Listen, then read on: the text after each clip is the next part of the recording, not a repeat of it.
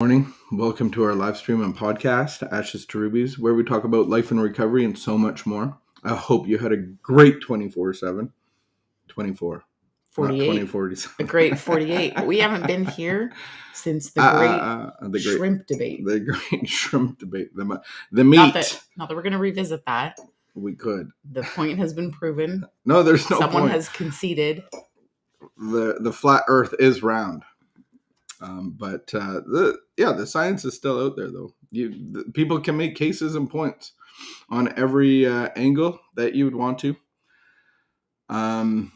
You know what I've been a little bit inundated with? What? Maybe inundated is not the right word, but tea. So tea's just coming at you? It's just coming at you every day? We have a tea. Are you getting tea in the mail? Yeah. Are you tripping over tea? No, I do. Did you find tea in your car? People are throwing tea at you when you walk by? Okay, so obviously inundated is the wrong word. I don't know what the right word is, but apparently it's not inundated, but thank you for that barrage. No. Tell me about your tea. No, we have a tea house. No, we don't. We have a which is fermented tea. So okay. I love fermented tea. I'm not a tea drinker. I've never been a tea drinker. I think of, as I wrap up my coffee. I think of me neither. I think of like British milky tea. Like it's never impressed me. Yum. And so my friend came into the Booch Pit the other day and she saw a carton of Red Rose and a carton of Tetley. And she's like, just as a tea drinker, I find those you don't want those up in public view.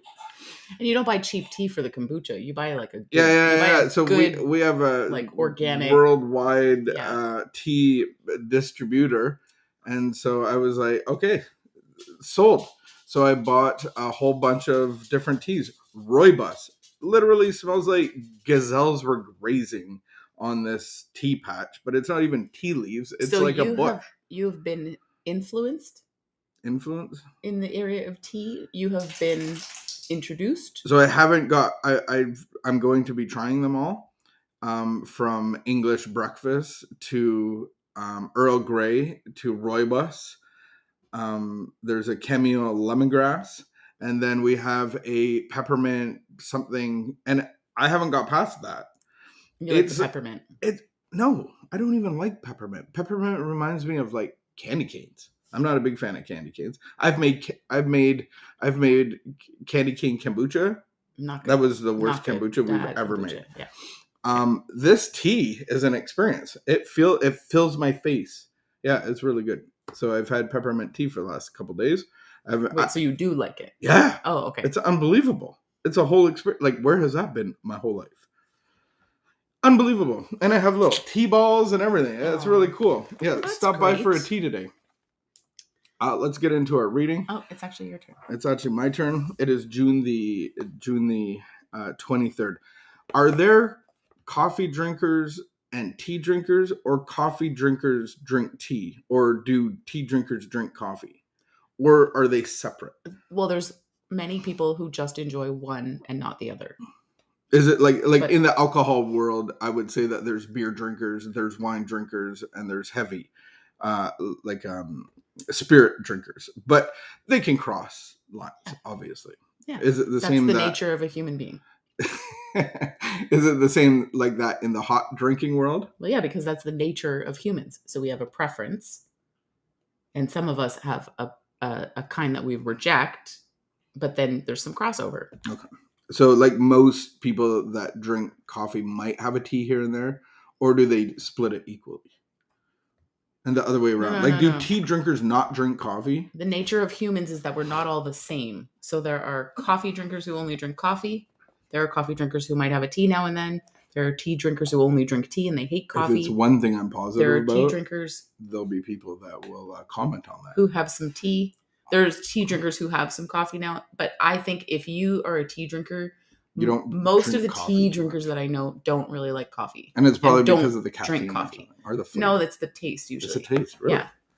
But there are some people who drink both. The tea world is very interesting. It's It's been around for a long But time. typically people have a preference for one or the other. Just Sure. like typically you have a beer drinker, a wine drinker, a spirit drinker, but there's some crossover. Same idea. I think. Yeah, no, definitely. Because that's the I nature was of going to humans. take that into the drug world, but we'll leave that now. I think that could well be applied to the drug world. 100%. That's the nature of human beings. It seems like right? it makes more sense in that world. We have when I preferences. think about it. As humans, we have preferences. Inclinations. Inclinations, yes. But not inundations. No. For sure. We have inundations. I don't even know what that means. I'm going to have to Google that. I already explained it to you. You totally got it. You explained it in a barrage of... Yeah, barrage is ridicule. Another word for inundated. Not ridicule. No, well, I understand it now. Barrage is the same idea. If anybody ridicules me, I like it when it's you. I like it when it's you. I just wondered if more people had showed up with tea. Get your hair out of your mouth. People showed up with tea. Remember when we first opened? And you were like, where did all this tea come from? And I was like, I don't know. People keep bringing it. So I just wondered if more people showed up with tea. And inundated me with Maybe it. When your friend came yesterday, she brought you tea. Threw tea at me. Inundated. There's tea coming from everywhere. Put it in my windshield wipers. Okay, read. Wow, we've wasted this session. What? And for today's meditation, you should have a cup of peppermint tea. Yeah, that's meditational. Or medicational? What is to be done with the list of those we have harmed, as suggested in the 8th step? The 9th suggests that we make amends, wherever possible, except when to do so would injure them or others. Prudent and honest self-searching will be necessary, as a casual apology, for example, is rarely enough to get rid of guilt for damaging criticism. It may indeed reopen an old wound. A change of attitude can do much more to make up for past unkindnesses. If I have deprived anyone of any material thing, I will acknowledge the debt and pay it in full. Rifts between me and my relatives or former friends can often be healed by swallowing my pride and making the first overtures toward reconciliation, even if only a little of the blame was mine. The generous gesture will benefit me and those around. Step 9, taken with care and prudent judgment, will relieve me of a burden that I no need to carry. Quote of the day: love and patience can make ample amends for past injuries. They restore us to sanity and our lives to serenity. Ooh, sanity and serenity. Oh, that's a good combination of words. The one thing that I would make my first comment would be the word suggest. I think they're misusing this. Suggest would mean like you could do this or you could not. The suggestion is, do you want to get well in this manner of speaking with this problem and this solution? That's a suggestion. And if you want to do it, then this is what you have to do. Otherwise, it won't work.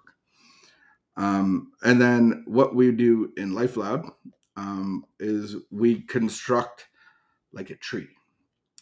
We look at resentments, we look at fears, and out of our fears, we see that we've actually hurt people. We've actually seen that we've hurt people like we've been hurt. And then we kind of write that down at the bottom of the page, and then we get a little bit further, and then we have to write down all the people that we've harmed. We have to look at what we think was the harm, and then what should we do how do we amend the relationship? So it's really interesting when you actually start to do this, because there's sometimes that you think what you've done is the harm. And then when you get talking to the person and you ask them, is there any more harm? Is this a harm that, and they say, oh, there's more. Or they say, oh, this has been a great experience. Thank you for coming to me.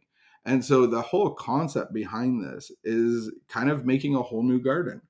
So we create this tree of resentment and fear, and it's been lodged in here. And then we bring it to God and say, can you take this away, root and branch? I can't do anything about it. And that's real freedom. And now we start to plant a new garden. And so when we start doing this amends process, we get to actually see where we've harmed people due to our fears. And so maybe you can be a caged animal and like a little raccoon, and they're hissing and grabbing and spitting and scratching, and it's all fear-based. They're not maybe intentionally doing it. And so many times we've come into recovery like little caged animals, and we've scratched people. And now we get to see the truth of what has been driving our lives, and we go and reap and sow. And so it's kind of like planting a new garden where we're starting to come and making amends with people around us. And it's like planting seeds of peace and love and hope. And that's the kind of garden that I want in here, because the fruit of that is what I get to give away. And so in the early days of recovery, that's the whole spiritual law of reaping and sowing. And so instead of division and discord and hissing and spitting and scratching, now we have love and tolerance, serenity, insanity. And those are beautiful gifts to give people. When somebody comes in frustrated, and you're like, you just want to listen. You don't want to solve their problem. You just want to like love and tolerance and peace. And maybe you can just be a comfort to them. Good reflection. Thank you. I think I took all the words. I'm sorry. That happens sometimes. Yeah. And it's not about going to say sorry to people. It's going to amend. If you look at a fence, there's a hole in a fence and you have to go amend it. You have to mend the fence. And so you have to, it doesn't mean you get to be friends with the fence. You don't have to be best friends with people, but you're amending relationships. You're reaping and sowing. So those are good thoughts. If you want talk about LifeLab, this is a good introduction into the process. Yeah. Good stuff. You want me to talk? Oh. I was just listening today. Yeah, we have LifeLab, and it is an introduction to this process. And so if you're interested, then hit us up and we can give you a free code. And it really is, we don't want to just like, okay, well, I'm going to get sober now, or I want to be better, and so I'm just going to go make amends to people. I think the really important thing is that the part of the recipe of doing the steps is actually that we need to see our harms. Just because I had a difficult relationship with someone doesn't mean that I need to go make amends with them. Have I caused a harm? Am I clear on that harm? And then can I ask God to help me, show me how to make it right? Because it's not just about going and apologizing. So how do I go and make this right? And so as I go with that posture, it's a very different thing than just like, oh, we had a really difficult relationship and we haven't spoken in a really long time, and I'm doing these steps, and so I need to reach out to you, and now it just gets messy all over again. And so we do that in LifeLab. We walk through this, what's really a recipe. And this is where you're actually being directed by God. So this is where you leave human supports and human guidance, and now you're being guided by the director. And so, and everybody that I work with, and they're always asking, I'm like, ask God, be directed by God. You're not, stop trying to chug amends. Stop trying to, like, this is where you're really being God led and God directed. Thank you for joining us, and have a great day. We will see you maybe Saturday. We have our first Why not tomorrow? Ashes to Ruby show. We'll see you tomorrow for sure. If you're in Ottawa, come to Ashes to Rubies on Saturday. Woo. All right. Keep the peace. Be of good behavior. We'll see you at the tea party.